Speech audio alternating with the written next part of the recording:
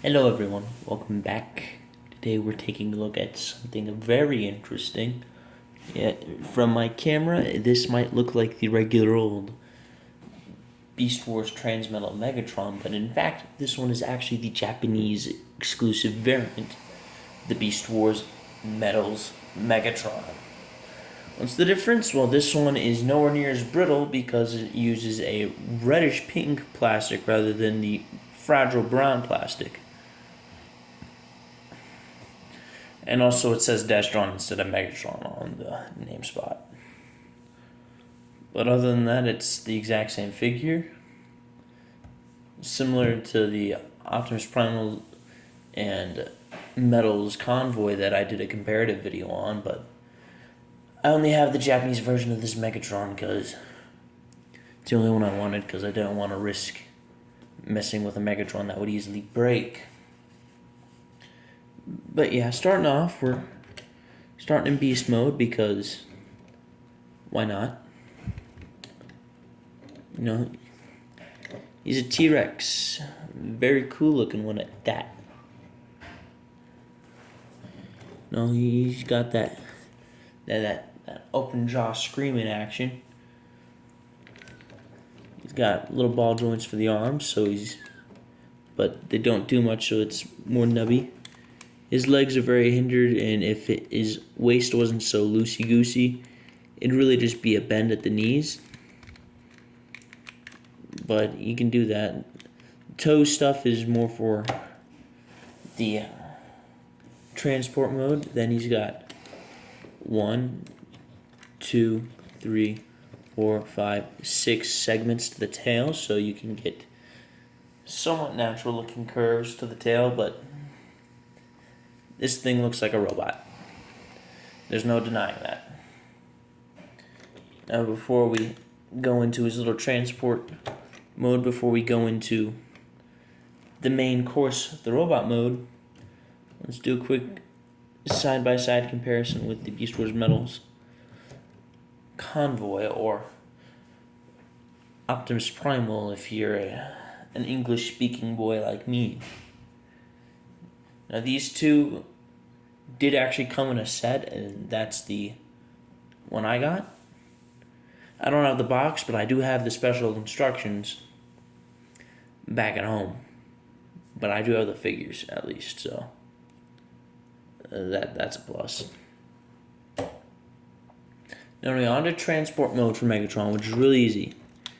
You simply push up the feet to give him some rollerblades, which give him a slight extra height. Then you raise these thrusters, and now you got a flying roller skating T-Rex. Now these aren't real wheels, so they'll just stand on them, but these do rotate. And I must add, they are beautiful purple chrome. On my camera, because it's a poopy camera, it's coming off as a bluish purple, but in real life it's much more of a how would I describe it? Not reddish purple, maybe a pinkish purple, but not to the point of like pink Optimus Primal or anything. It's a warm purple, if that makes any sense. Anyway, time to go to robot mode, so we'll just put all this stuff back where it was. I'm going to start by ripping off his tail. Parts forming, oh boo hoo hoo, I don't care, I love the figure even if it is a bit loose. Gonna start by raising these off, bringing down the legs, bringing this to the side. Oh cool. Somehow I've already got low storage, but that's a problem to deal with another time. And we will carefully split the back, like so. Turn all this around. As you can see, he's already starting to come together. It's pretty much almost all the way there. Now we just need to collapse the T-Rex head, clip that into place, bring that in, and he's pretty much done. Now we just give him the good old, spoiler alert, Optimus killer. And voila! We've got Beast Wars Metal's Megatron in a robot mode. And I love this thing. When it comes to Beast Wars Megatron designs, this is my personal favorite. I don't know why, but in the show, I think it's because I started off with seasons 2 and 3 before I even saw season 1, but I just fell in love with Transmetal Megatron. Well, yeah, so you've gotten a basic look at the figure. I'll give you a quick 360. Now I'll give you that quick rundown of the articulation. He's got a ball joint at the head, but it's a little bit stiff, and because of the weird head shape, I mean, I might be able to get it to go 360, but because this is a rare and expensive figure, I'm not going to strain it. Arms can go out that far. It looks hindered by the shoulder, but no, it's actually hindered by the ball joint that it's on. It's got a swivel at the bicep and 120 bend at the elbow, so you can get plenty of that fucking action.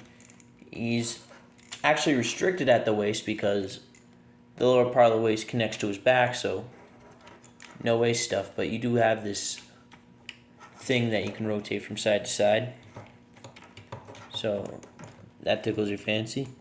He goes that far forward at the legs, that far back, so no problem there. And he can go all the way out. Now, I don't know if this is with all the copies, but on my copy,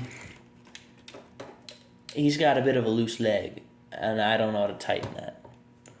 If somebody does, please let me know. He's got a swivel there, and a 90-degree bend at the calf, or not calf, at the knee. And if you want to recreate one of the episodes, you can pop out the rollerblades if you want. And his weapon, it's the same 6 segments. Posability doesn't change, but one thing I forgot to mention was that you can open this up because the toy, it was supposed to be a pincer, but in the show, they kept it as his cannon, which I don't see a problem with that. Yeah, at the end of the day, I love this thing. I'm so happy I have it. It's my favorite design for Beast Wars Megatron. The toy, I'd say, is almost perfect, but I'd say make a new one. Make it good, maybe a bit more show accurate. Probably because of the scarcity of the Japanese variant and the brittleness of the international or US release one. Yeah. See you all next time.